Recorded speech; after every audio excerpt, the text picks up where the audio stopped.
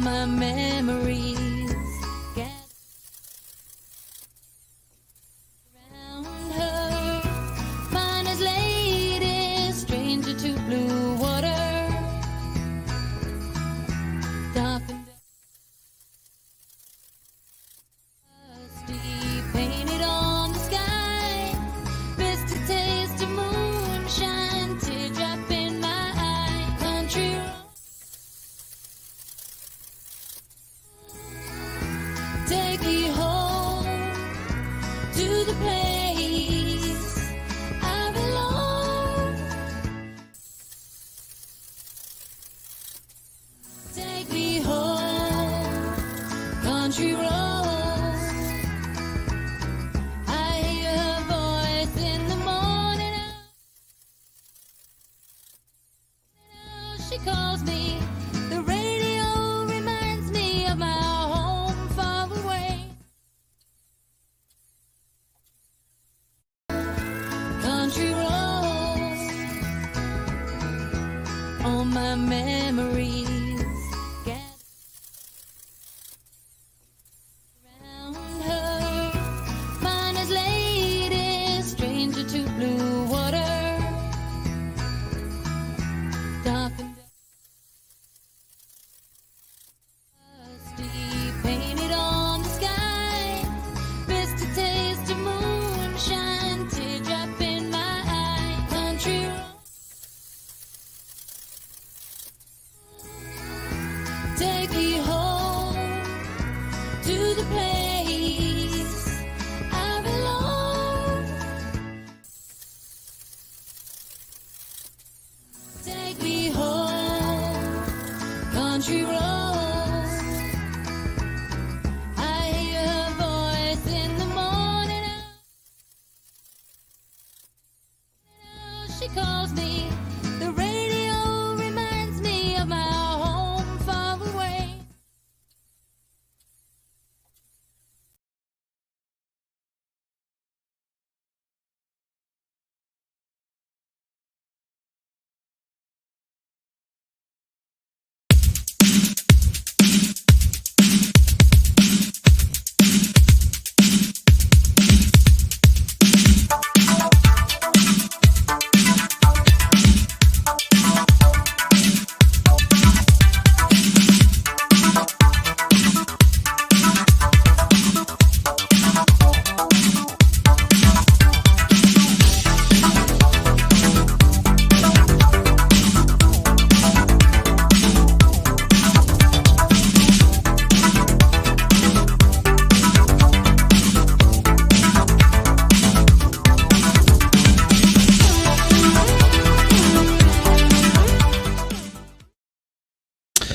Hello and welcome back to Sunflower State of Mind. I'm Kent Williams. Along with me tonight is Whitney Buchman, candidate for USD 457.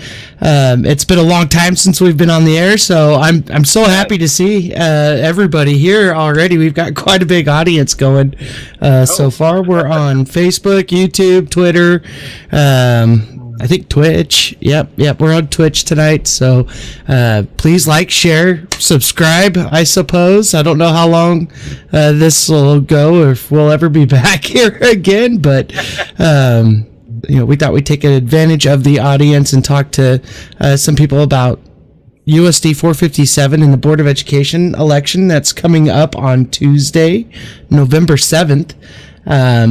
Hopefully you registered to vote and you checked your registration to make sure you weren't purged on a voter roll. It's too late to do that now, but you still can vote tomorrow down at the Finney County Courthouse, 11-7. On 11-7, again, the polls open, but tomorrow you can vote from 9 to 12. 9 a.m. to 12 at the Finney County Courthouse. So if you want to vote early, tomorrow is your last chance. Otherwise, you must vote at your polling location on November 7th. It's quite a big local primary. It's not really a primary, but it's a primary. It's a primary, I suppose. No, it's not. It's not a primary, because if we had a few more, then it would have been a primary. That's right. And that would have been in August. But this one's the full vote. but it is a big one because we have 10 candidates going right now. Yep, 8. Absolutely. 8 candidates in for school board. There's a few for 10 on the ballot. 8 are campaigning hard. Yeah, there's 2 that really haven't showed up. Frank Ortega and Crystal Rojas, I believe, are the names that haven't really participated. You're going to see them on their ballot, but they haven't done anything, so nobody knows really what they're, unless you know them personally, if they're still wanting to be in the election, what their campaign promises would have been, or what plans are, or where they stand on anything. So in my mind, they're not a worthy opponent. We've had a debate. It's more of an ask and answer, more so than a debate at the Finney County Courthouse, hosted by the Garden City Chamber. I don't have a script tonight, guys. I'm going off the cuff here, so bear with me if I screw anything up. But again, we're happy to see you. Yeah, my hair is getting pretty long. Nice to see you, Greg. Welcome back to the show. I am planning on donating my hair to Wigs for Kids once it's long enough to cut, and continuing to doing so, get as many wigs out there as I can for kids that need them. So that's why I have long hair. If you've known me before, I've always had that high and tight cop cut, so a lot of people don't recognize me out in public anymore, and that's kind of nice. So here I am putting my face out there with longer hair. You still have a little ways to go, yeah, before you can donate as well. So anyhow, we were talking, actually a lot of people have been talking about this election and some of the fairness in this election, as far as invites to radio shows and group events, and some candidates get invited, some don't, which is kind of weird because... you're going to have some things where people get invited and people don't, but the question on that one was the fact that it had a radio show, and it got brought to my attention and a few others. But basically, once you are on broadcast radio or broadcast television, the rules are changed because there's an equal time rule, and anything that's an FCC licensed place has to make sure that they at least invite the other candidates within 24 hours so that there's plenty of time to get their view on there. But I think what it came down to was a lot of people not quite understanding the rules with that situation. I'm hoping it's not as a malicious thing, but more just a oops, well, for me, it's not surprising following elections as I have over the years. It happened in the last cycle on a few things, different things. There's a lot of election integrity rules that are not followed. We're out here in rural Kansas. People really don't have the money to pursue things if they're, reported illegal. So it just makes it tough. It makes it hard. So before we get started, again, this is just a one-off on Sunflower State of Mind. You may see us here from time to time doing a one-off.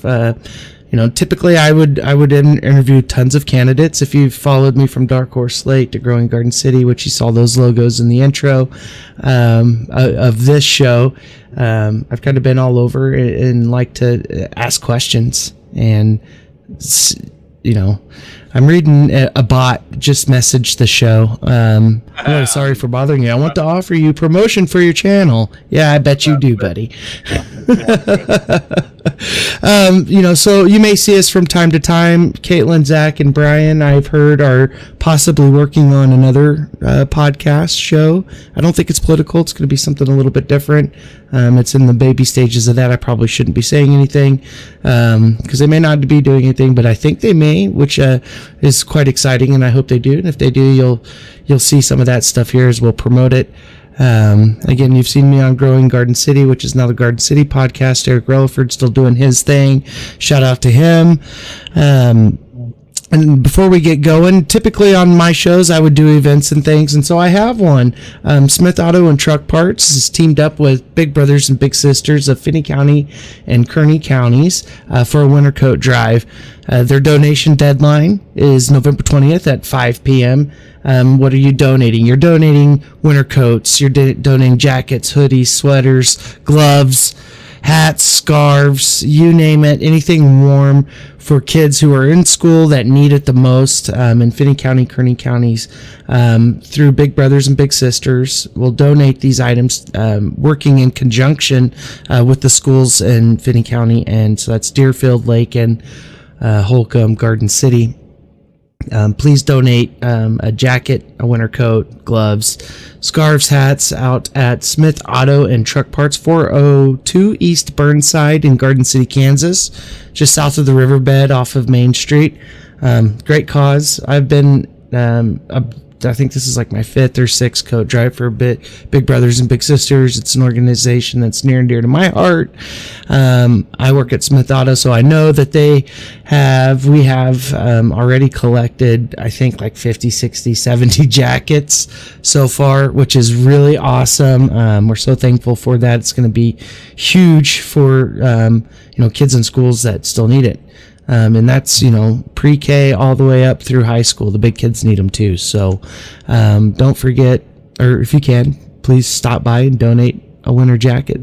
Pretty cool. All right, so Whitney, let's get on to business and why we're here tonight, which is your candidacy for USD 457 Board of Education. To get us started, Whitney, tell us a little bit about yourself and how you came to Garden City. Okay. I'm also going to just put a plug in. If anybody puts questions into the chat, I'd be happy to answer anything you have. Absolutely. I'm pretty open book with anything like that. So anyway, I've been here in Garden since 2009. I actually moved here to work at the zoo as a zookeeper, and eventually I transferred over in 2011. Yeah, it was January 2011, I believe, where I switched over to education. From there, I actually was partnered with the schools for quite a number of years, where I was the manager of distance learning and technology, but that also meant I was just one of the primary educators. So still to this day, a lot of kids, or I shouldn't say kids, they're now adults. So they're like, you're the guy who brought the stuff. And I'm like, yeah, I wasn't the one who brought all the animals. I'm one of the few educators we've had. But part of that was making curricula. We were classified as what's called an informal educator. So the formal educators would be the teachers that have the daily structure, and then we come in, add to that. We would make things based on the curricula that they ask us and that they need. So we'd also have to study up on what the current curricula, and during that time, the next generation science standards actually came about. So I did that, and then I became curator of education, which further embraced the partnership. And during that time, I also was a site council member for Edith Sherman, which then also, since I was one of the regular ones who was showing up and doing all the assignments that the principal of Edith Sherman was assigning us, and asking good questions, as they put it, they asked me to go to the district site council, which is basically a site council is basically the representatives of a school and those constituents, both parents, community members that are vested.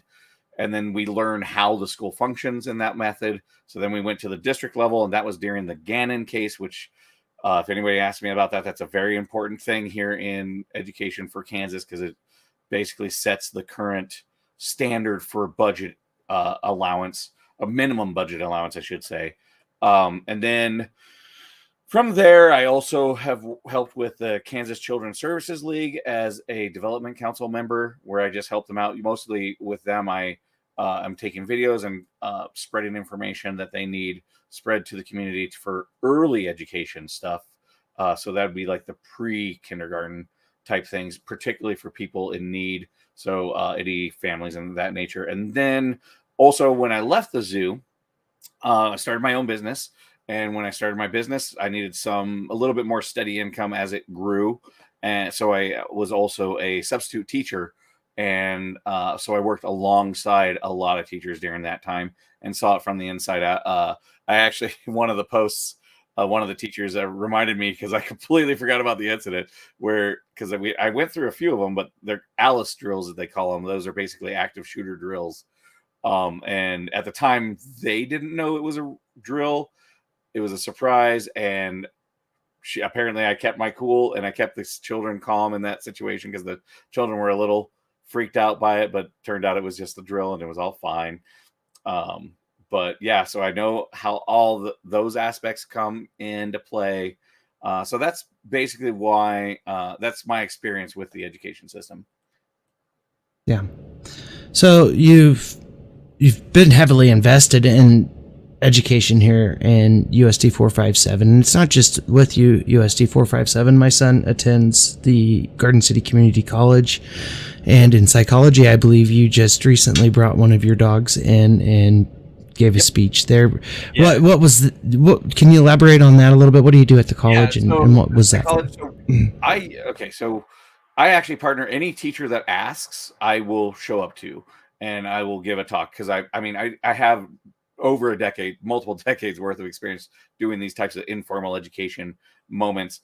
And with the methodology that I use for my dog training is just operant conditioning. So basically, that is an aspect of psychology, and all psychology classes talk about it. It's a guy named Skinner. You can go into that. But basically, I give them an application and, hey, this is how I use it, and this is how you use it with an animal perspective. So then it also makes more real world sense to them. Not only did I do it with them, but I also did it with Horace Good. They have a psychology class. So I did that with them actually within a week or so. My demo dog had a lot of time in that week between the college and the middle school. And then I even helped out in Sublet as they have weekly,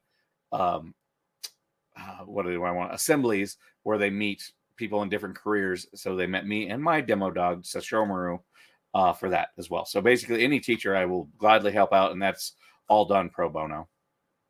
Yeah. And, my next question was some of your detractors like to talk about that you don't have kids in school system, and it's kind of weird that you're running. With all of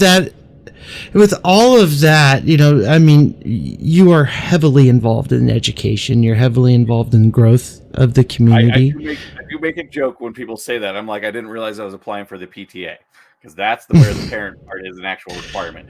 This is just me knowing how the education system works, and with the knowledge that I have, and trying to get us to grow towards a better direction is basically what I'm going for.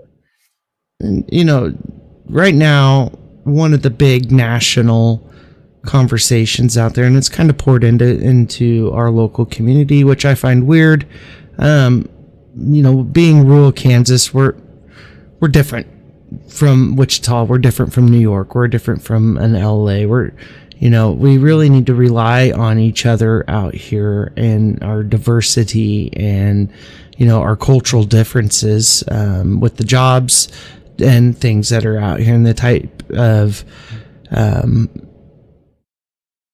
what we're able to bring into the community as far as jobs, and the type of people that come in here for those type of jobs. So we have to be ready, willing, and accepting at all times. And so right now, Parents' Bill of Rights is out there, and I believe you were called un-American for your It was. For why your belief on the Parents' Bill of Rights. I would like to get us started.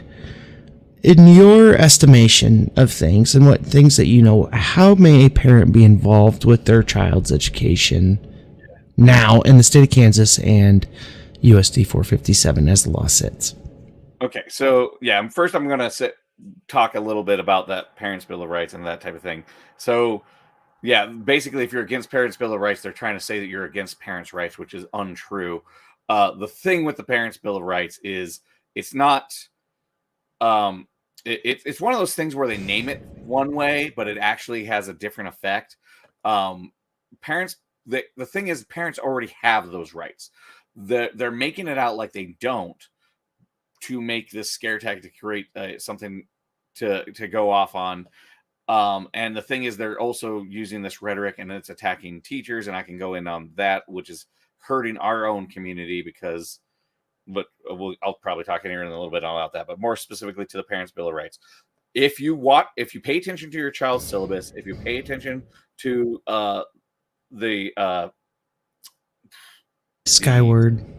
Skyward's the mechanics for it. Yeah, that's the go log into Skyward. You can see the curricula. That's the word I'm looking for. The curricula that's given out by the teacher. You can check if anything goes against your viewpoint. The thing about the Parents' Bill of Rights is if there's 30 students in there, 28 of them are fine with something, but 2 families are not, the 2 families stop all the rest. So really, it's not so much Parents' Bill of Rights, because the parents already currently have the right to, hey, give my child an alternative education thing. That's what I want them to have. The Parents' Bill of Rights takes away the rights of the other 28 because those 2 don't want to do it. And it also causes a lot more stress on the teachers and other issues because they have to create way more curricula to assert for every individual thing, which they're already overworked and we're already bleeding talent right now. That is just going to make it much, much harder in states that implement those types of rules, as well as, and then it's going to be doubly so in rural areas where we live, where we're already having recruitment issues. So that's what I'm against. I'm against, and also in our community, one of the big things that I have is like, there's so many differing views. We can't just make a complete blanket thing. So yes, you already have the right. You don't agree with this thing, pull your child out. They go do this other assignment during that curricula assignment. But like even amongst families within the same church, I mean, we had the situation that happened recently with the Methodist Church. So you're trying to make this thing that's like going to encompass everybody. It's downright impossible. They've already tried to basically make this standard that's as neutral as possible, but it's never. And if you do a Parents' Bill of Rights, you're going to eliminate other groups. We can't even have one church agree within itself. How are we going to get 30,000 people and their children and families that are in the community to all agree on one thing? That's the problem with the Parents' Bill of Rights, is really it's taking those minorities' voices and then just wiping out all the rest. We get that there's going to be differences, but there's already mechanisms in place to do that. Okay, yeah. It's not equal rights to parents' rights. That's the problem. It's really just eliminating other people's rights rather than currently we already have those rights. You can pull somebody out of the class. You can look through. The problem is, of course, now I mentioned it during the debate. I was like, if there's an issue, then what we need to do is fix it so that the parents are more educated as best we can. Maybe we need to fix that so they know their ability in those respects. But the mechanisms are already there technically.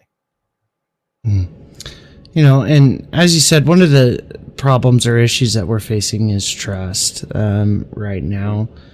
We have a lot of extremism on, the right. We have a lot of extremism on the left. There's not a lot of middle of the road anymore. People aren't as willing to sacrifice, to make things better for everybody, So how do you plan to communicate and collaborate with other board members, the superintendent, and the public on important issues and initiatives affecting the district? I mean, I think the main thing is education to the public. I think a lot of people just don't know certain things are going on. So I think we need to share and have everything very transparent as much as possible. In addition, I think we need to, honestly, my view changes constantly depending on the information that I'm given. So that's what we need to do as a board. And honestly, I think we need a very diverse board, as diverse as possible, to get all those voices in so that, maybe we didn't think about that. If we have a lot of people thinking along the same lines, that's when problems start, because they don't see the issue. Like, I would love it if we had more diverse with ethnic backgrounds as well, just because then we might implement something and somebody in another group might go, that's going to cause a problem here. And then we can go, let's find a method that works, that gets us to our goal, but also works for everybody involved. So really, I just think that the board needs to be diverse. And when we can't, because there's only 7 people, so we need to listen to everybody in the community to come out with a better rule set, basically. Now, well, how do you balance the needs and interests of various stakeholders, such as students, parents, teachers, staff, administrators, and community members in your decision-making process as a board member? Basically, it comes down to what is the most integral thing in the moment.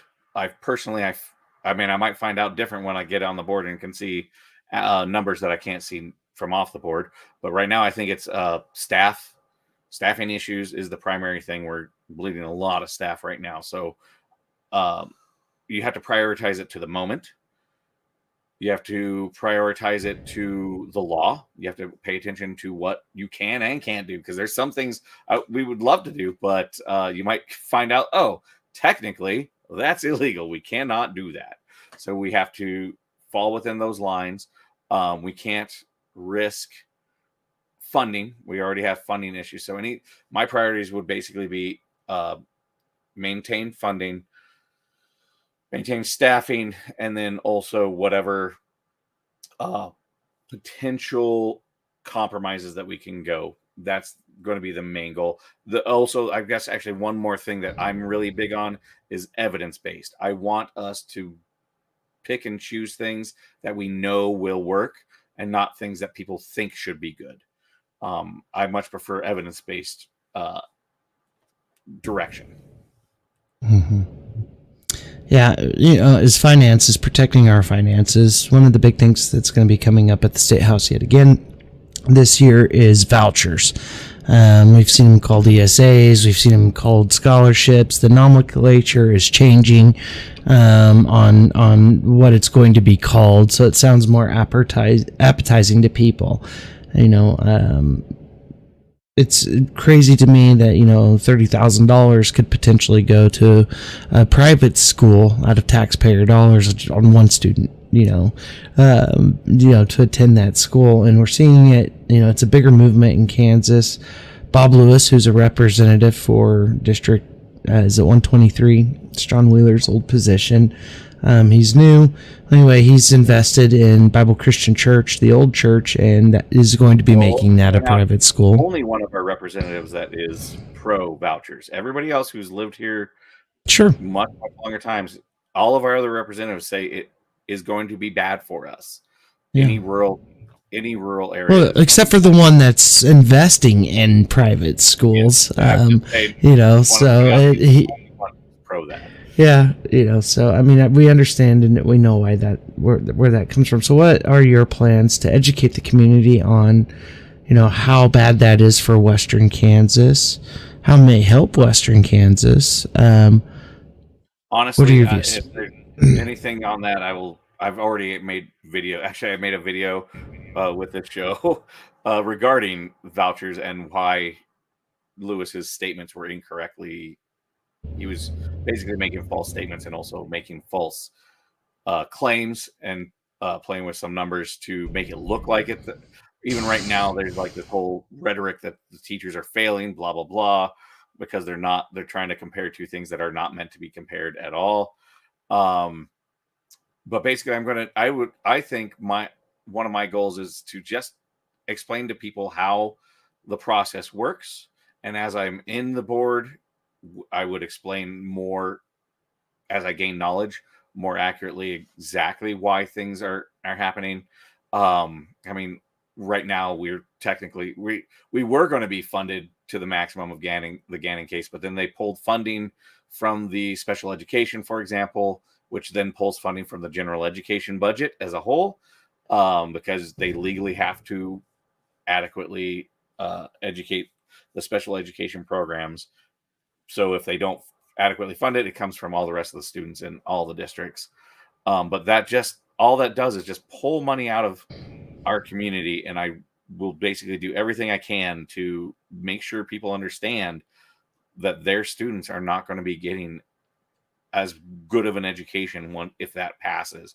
And if I have to be a representative for our community in Topeka on occasion, I will do everything in my power to be part of that, to make sure that Topeka doesn't forget about the voices out here in Western Kansas and how much those types of things are going to hurt us as a whole. I mean, those even have, like, if you look at what happened in Iowa, for example, they just did the voucher program, and magically the average increase in those private schools was the exact amount of that voucher program. So Coincidence? So, how would you handle any conflicts or disagreements that may arise among board members, administrators, staff, parents, or community members? And what are some of the skills and strategies that you would use to resolve them? On top of that, do you think this current school board has done a good job? That's a tough question. I think some members have done a good job. I don't think all of them have. I mean, that's just all there is to it. The thing that I would do is basically try to push our board, because the thing is, I'm be only one voice of 7, so I can only do what I can do. I will try to push the voice to be as transparent as possible, and I will try to push any implementation on things that I feel could potentially be a shock to the staff or to the community, to make sure that we bring them in as constituents. For example, there was this whole hoopla with the changing of jobs between the making like the science educators into the general ed because they were short, which I understand. I understand why they chose to do that. I understand all of that. The problem was that they implemented it. Basically, it was just, surprise, your job's gone. You're kind of going over here. I mean, was their job gone? No, but that's how it felt to the staff, because they just open an email, they get this thing. By the way, this is happening. In fact, the first donation to my campaign was a teacher on his way out the door because he quit because of that situation. But I feel, could they have made a new, different policy? I don't think so. I don't know, but I think if they would have brought the teachers in and made a committee and then talked about it, it would have helped them understand, hey, we don't have another option now, and our voices have been heard, and that way. And also, when you bring committees like that, sometimes you hear a voice that's outside the box and you're like, nobody thought about that initially. That might actually work. And then you can find that alternative where a lot more people are happy, and you're going to lose a lot less staff because of it. So really, my whole thing is bringing inclusivity between staff and the administration level. As well as the board level together more often than not, rather than just hammering down an edict, if you will. What is CRT, and what's it mean to you? Critical race theory. That is a post grad. That's a upper level college theory with socialism and legal. Basically, if you're studying advanced law or you're studying socialism, or not social studies, not socialism, that's a different thing. If you're the social sciences and that, then you're looking at a critical race theory, which that has to do with long-standing stuff in a society that are hindering a group here or there. But it's anybody who tells you that it's in a classroom, it's an incorrect statement. It's simply not there. Usually what I find that people are mistaking for CRT is just inclusivity practices, which basically is simply, okay, we have a lot of Black students in the class. We're going to have a few Black authors. Done. That's it. That's just so that they have their voices. And I remember when I was an educator with the zoo, one of the things that we saw was when a group has their own voice, or they're being taught by their own voice, they realize that they have that potential. So, I mean, at one point in time, I was trying to hire more Hispanic educators myself, just because then I knew that the reach that we would have with the Hispanic population within our own community would be greater, because then they could say, oh, I also could be this zoo guy. So just giving them exposure to stuff like that, that's all that is. And that's what most people are mistaking with CRT type practices. Yeah.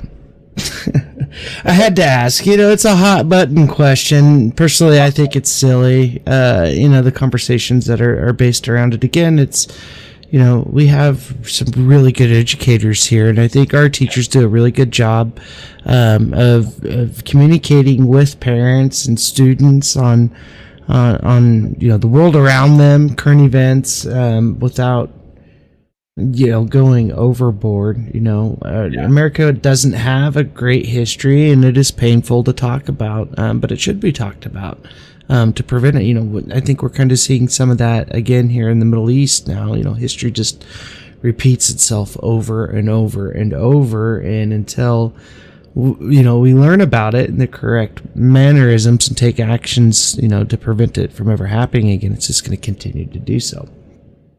So I find CRT to be really funny, along with PragerU. Would you condone the use of PragerU? No, I've seen some of the programs. I've watched a few of them, and they are completely off base. I have no idea why that should be in any education system. Any school that's utilizing it is actually, honestly, it's hindering their students for the future on so many different levels. If we started using a system like that, we would honestly be hindering our kids as they go into the real world and trying to go to collegiate level education systems. They'd be years and years behind because of it. So that's yeah. Yeah, the 1617 Project came out and talked about slavery, which I think is kind of what catapulted PragerU, and then we ended up with the 1776 Project encounter of the 1617 Project. Now, the 1776 Project was founded to be mostly false and inaccurate. It had a lot of projection on things that just weren't true. I don't know. In the last, the 1776, other than what they promote, and what they promote is that general idea. Can't say you're wrong. Are you prepared to have those conversations with current board members? I mean, if 1776 comes up, or parents defending education, or Moms for Liberty, if any of that comes up, then I'm going to make sure that it's known, because I think the main problem is the public does not know of these things, and they need to know, because it's I mean, a chapter of Moms for Liberty just opened up in Dodge. There's murmurs that somebody's about to open one here in Garden, and it's just like the Parents' Bill of Rights. It's one of those things where Moms for Liberty sounds like a fantastic name, not actually what they are promoting, in my opinion. in my opinion too, what bothers me about the educational quote on their newsletter. What bothers me about our elections here locally is it seems like one person runs a lot of people's campaigns, and it's pretty. I don't know. They've said some things at meetings, and I'm not going to name drop this person. You can go look back on our previous channel.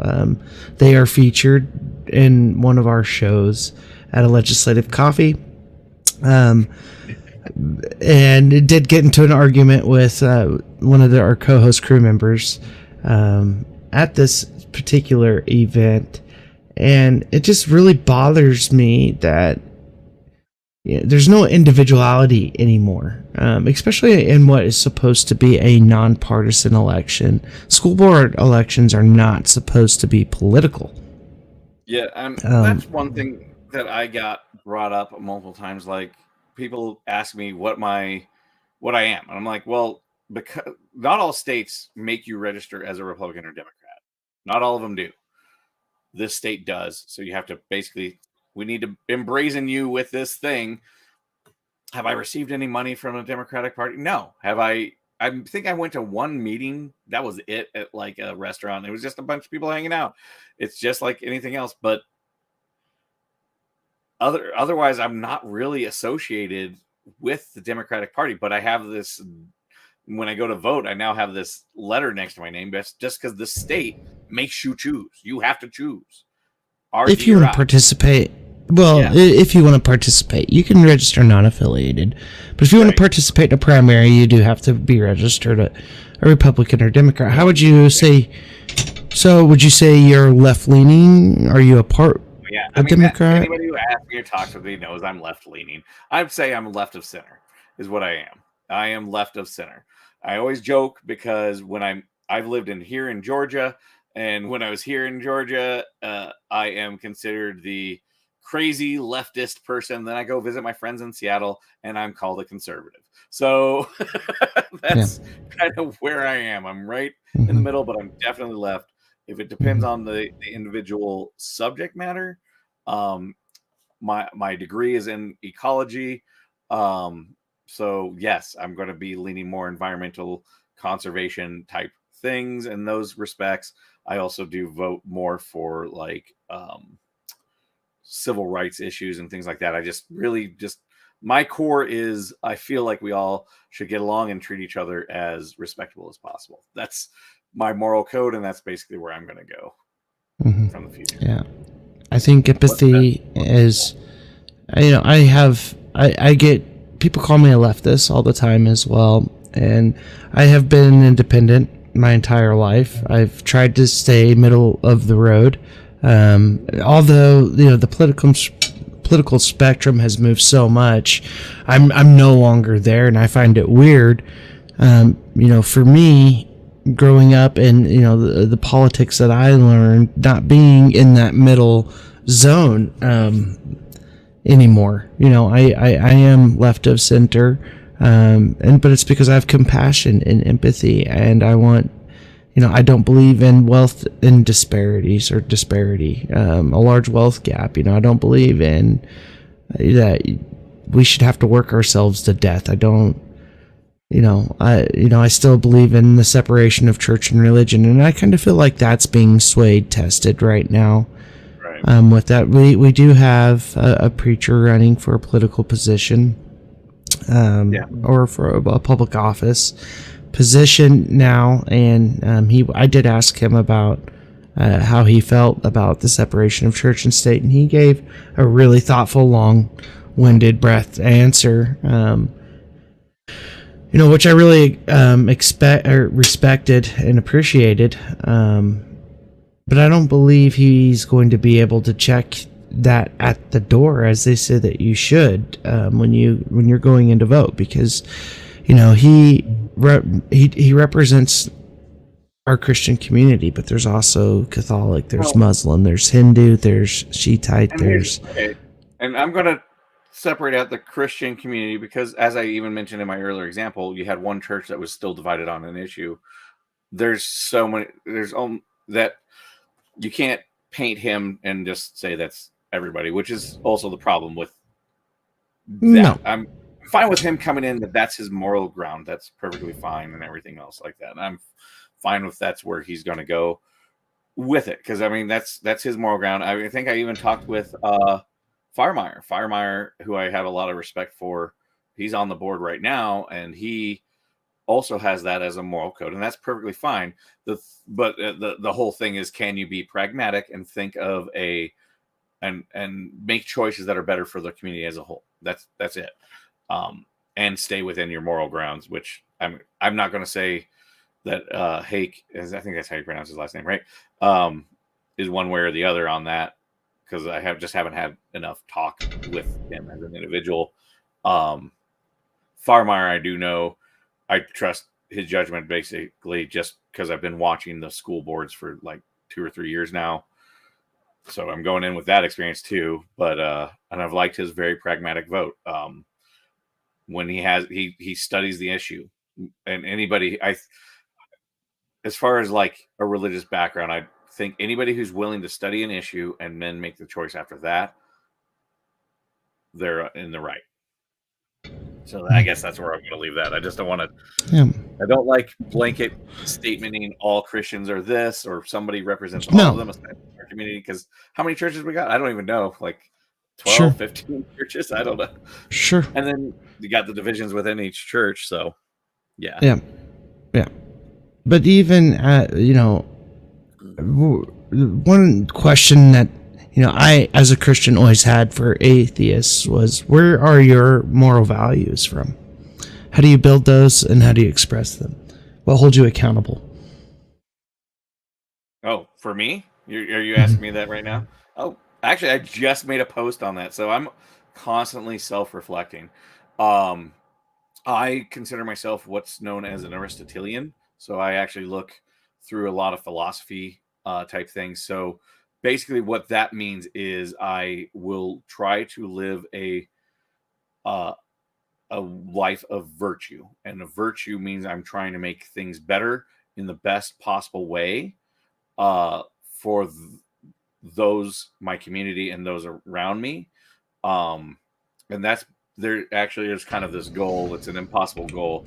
I'm trying to remember what that word is, but basically that's the general gist of it. I've gone through a lot of I studied a lot of random philosophy. I'm not as good as some of my friends who are doctorates in the matter, but I glean off of them and where they guide me, and among other things. But basically, the general gist is in Aristotelian virtues is just try to be as good of a person as you can. Don't go beyond your bounds, and uh, keep progressing towards betterment of yourself. So that's basically where it comes from, where it's kind of the core of my values, if you will. Mm-hmm. So, what do you think the impact of the COVID-19 pandemic had on teaching, learning, especially student achievement, well-being, and equity? Well, obviously, we have a dip. The students that are coming from those years, there's a decline, flat out, and it's going to be seen throughout their career. They are trying to level out that as best they can. Not just the schools teachers here, but across the nation, across the world. I hear a lot of teachers, this is one of the things where parents are attacking teachers because of these weird conspiracy theories that they're trying to indoctrinate or do whatever. But really, teachers are just trying to get your kids to sit down and learn something for class. And right now, there's a term being thrown around, and I think it's a little extreme, but a lot of teachers will say that the children are feral in comparison to previous years. Basically, that couple years of loss of social skills has definitely shown an effect, and has made it much more difficult in the classroom for the teachers, which is also why I think we need to constantly be looking at better ways to improve the morale of our teachers on that respect as well. I do think it has also shown some advantages. I do think that it has shown, like, I used to be in charge of distance learning and technology with the zoo, and my specialty was doing these distance learning classes, and they were great. They functioned, and we did things. I joke that everyone, when that hit, everyone's like, "What's Zoom?" And I'm like, "I got the zoo on Zoom 5 years ago. What are you talking about?" This is old tech.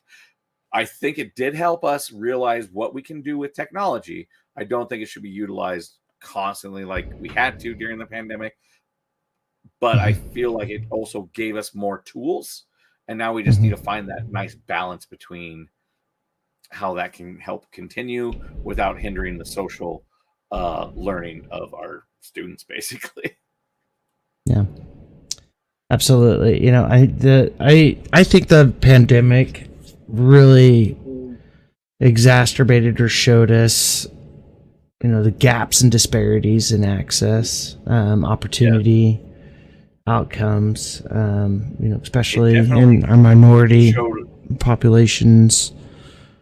It definitely showed a light on, we're going to have everybody learn from home. And, guess what? The poor section of our own community doesn't have the best internet connection.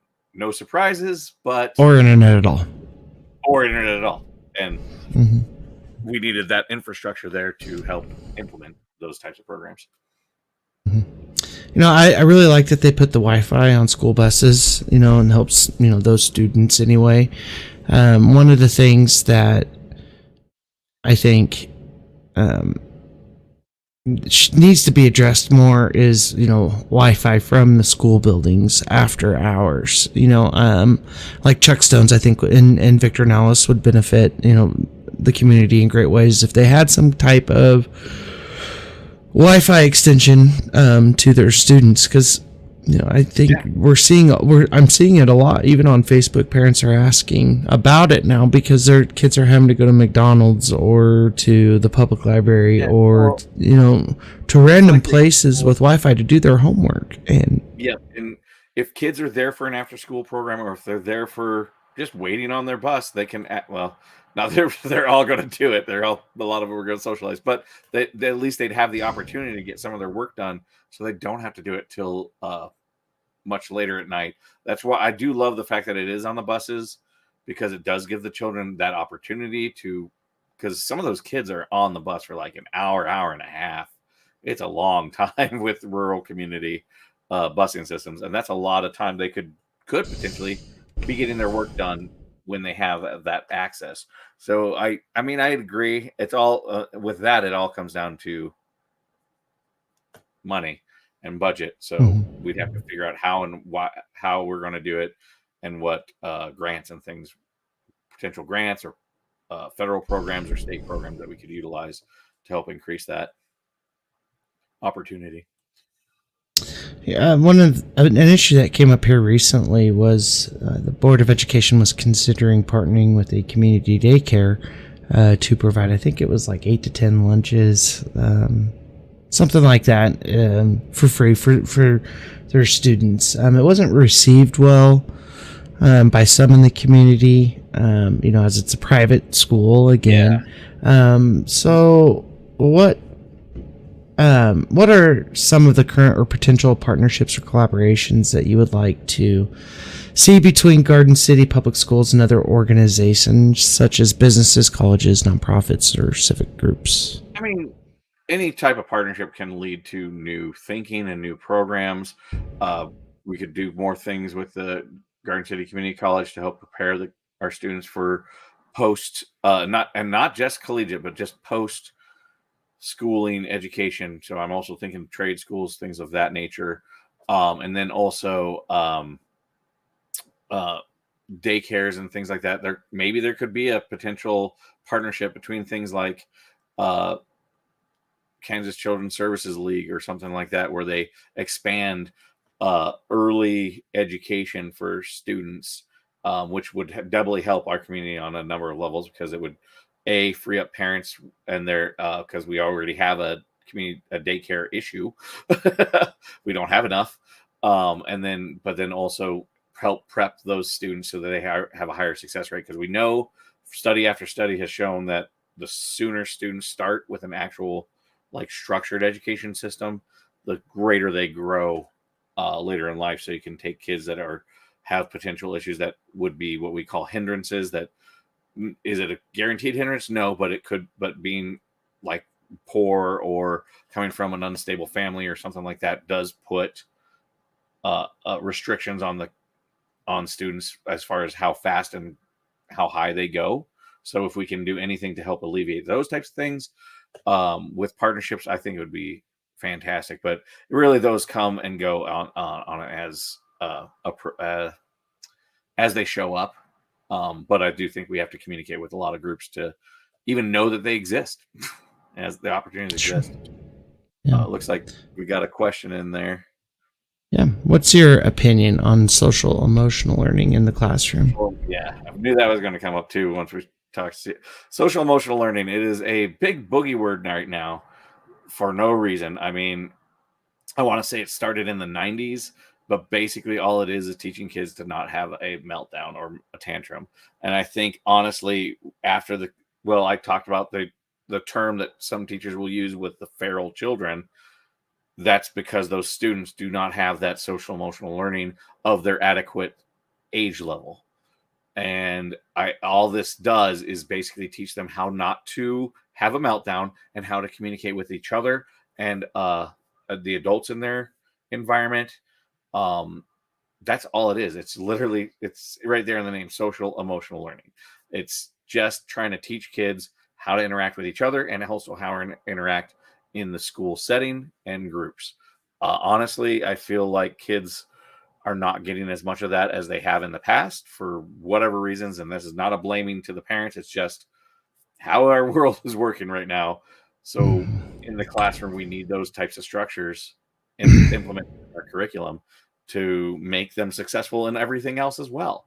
If they're having a meltdown, if you're like 3 kids are having meltdowns every day, you can't, it's going to be detrimental to all the students in the classroom as far as their learning capabilities.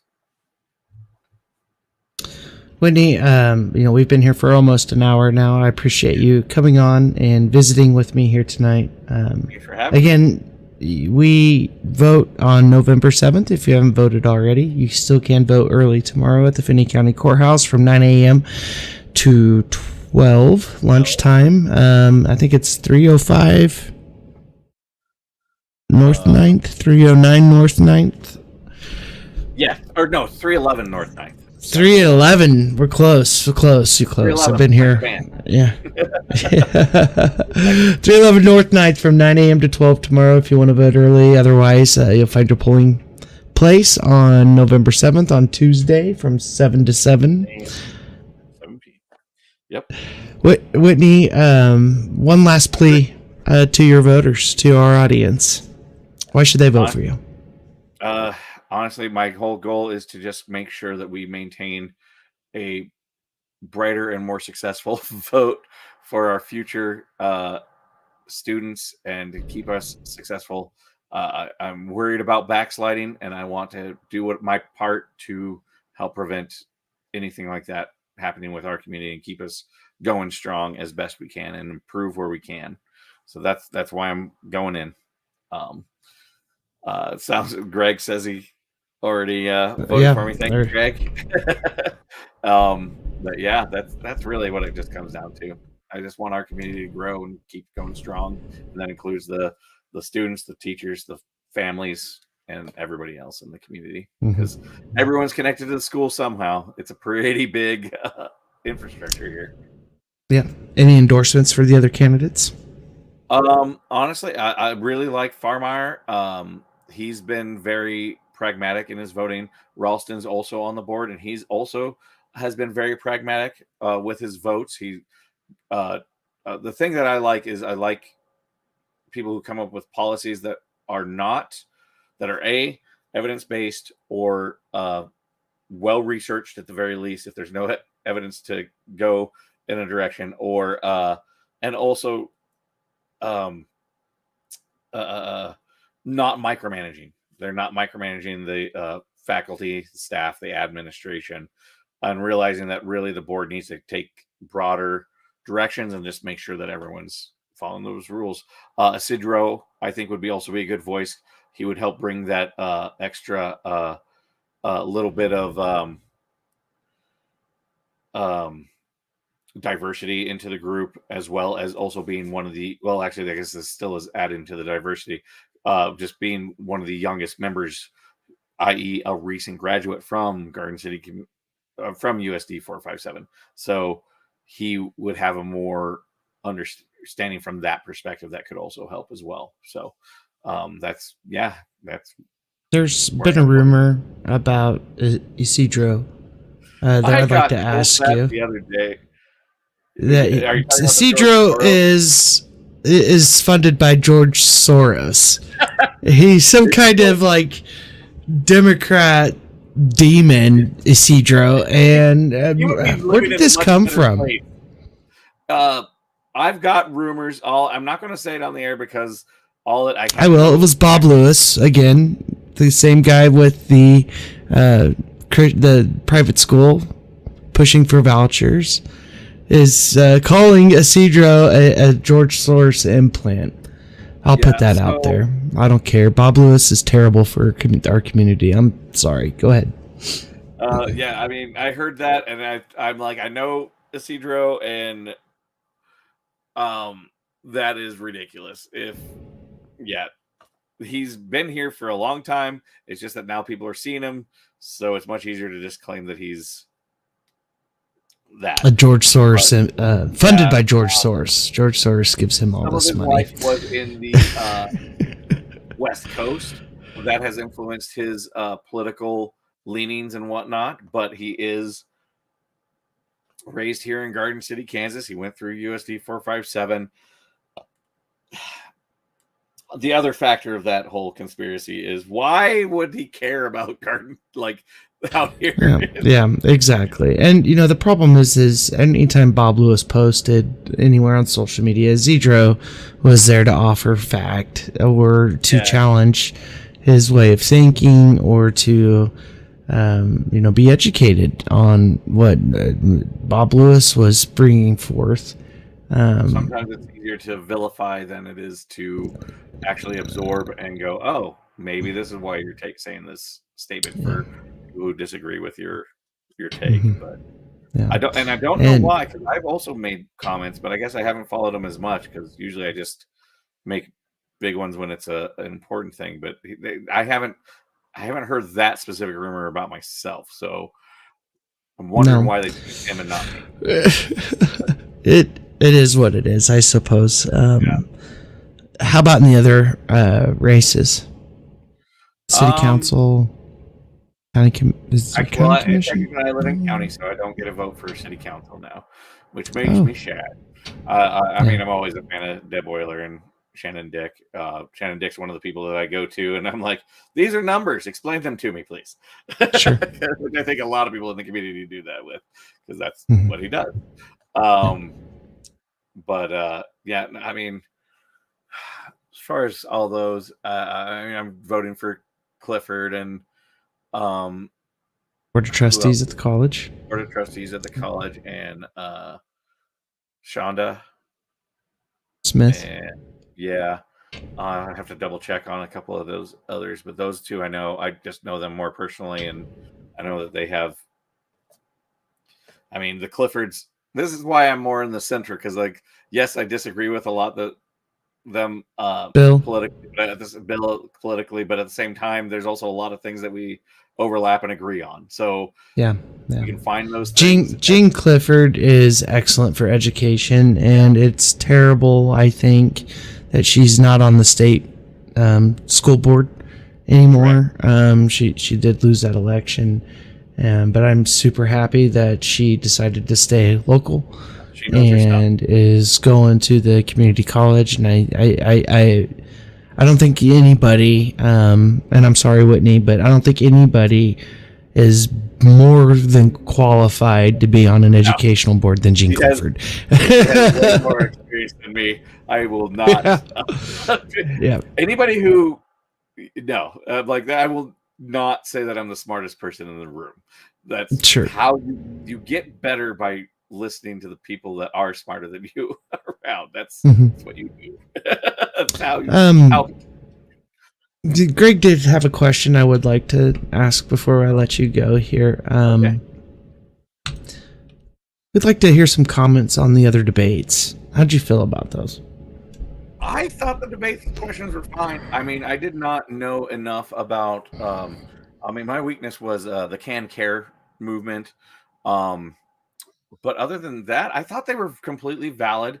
The parents' rights thing was completely valid, because honestly, our board tried to implement something similar to it at one point in time in the past couple of years. So I'm like, these are things that have been tried to be implemented in our own district, not just the state level. So it's important to know what and why and how these affect the different things. And it's important to know the budgetary processes. I mean, I don't expect us to all be experts, but we go in and they'll teach us as well. But I thought they were great questions. I thought it was a good way to discuss things. The only question I had, which this comes into, but then again, I'm possibly projecting, because I went in with a lot of good faith with a lot of everybody in there. And the question is, did they not know some people with some of those, did they not know the answers, or did they hold back because their answers wouldn't be popular? So that's always the question. And my thing is, if I had the answer, I gave it. So for me, I answered. If I did not know the answer, I don't know. with that, and I'll give how I'll probably react to something like that. But so that's always my question in the back of my head: is somebody telling you in good faith what they believe, or are they hiding what they believe because they know it's going to be unpopular? So that's kind of my take, I guess, from the whole debate. Yeah. Greg, I really like Tom as well for the city debate. I thought he was really outspoken. I liked Bryce Landgraf as well. I believe they are a part of the singular campaign management, or being pushed by on one side of the fence. And I don't like that so much, but I do like that they differentiated themselves at that debate, and they are younger, and I think they could actually do some pretty good things for the city. So Landgraf and Nguyen are definitely on my list to vote for city council. As far as school board goes, I'm Andy Firmer. I'm right with you there. Randy Ralstein, Whitney, obviously, and I think Isidro would be a good choice as well. I think it's a good mix. So a lot of voices. I think a lot of really good things can happen with that specific group. We see in Gidget as well. Again, guys, thank you so much for being here with us tonight. We appreciate you hopping on for a Sunflower State of Mind one-off. Who knows if we'll see you again sooner or later or what. One of the issues we always have is time. And, it's hard to do these things. It's really hard to do these things weekly. There's nothing in it really for us other than giving you guys a personal conversation about the world as we see it. We're not getting paid for any of this. We tried to do a Patreon type thing and nobody was helping. So I'm not shaming or guilt tripping anybody, but it does make it harder. It's hard. There's equipment, there's audio, video editing, there's lots of costs that go into these shows. I think that Sunflower State of Mind is something that this area needs. A Sunflower State of Mind, not necessarily Sunflower State of Mind, but a local news chat. So if you see somebody else pop up with something, support the hell out of those guys, donate to those guys, help them out. Otherwise, other than that, Whitney, good luck November 7th. Garden City, go November hit those 7th. Polls. Still questions for me? Go ahead, send them my way, and I'll be happy to answer.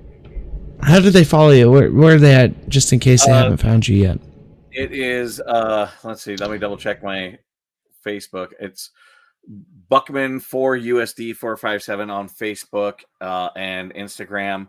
And then right there, right under there, under my name, BuchmanUSD457.com. And then I've also spliced out all of my debate questions. So if anybody has any questions on those, they can go see them, look further, and that type of thing. So, yeah. Yeah. And you don't have to tell everybody on social media. I don't agree with you. You can just scroll right past sometimes, guys. Exactly. Yeah. Have a great night. We'll see you when we see you. Bye.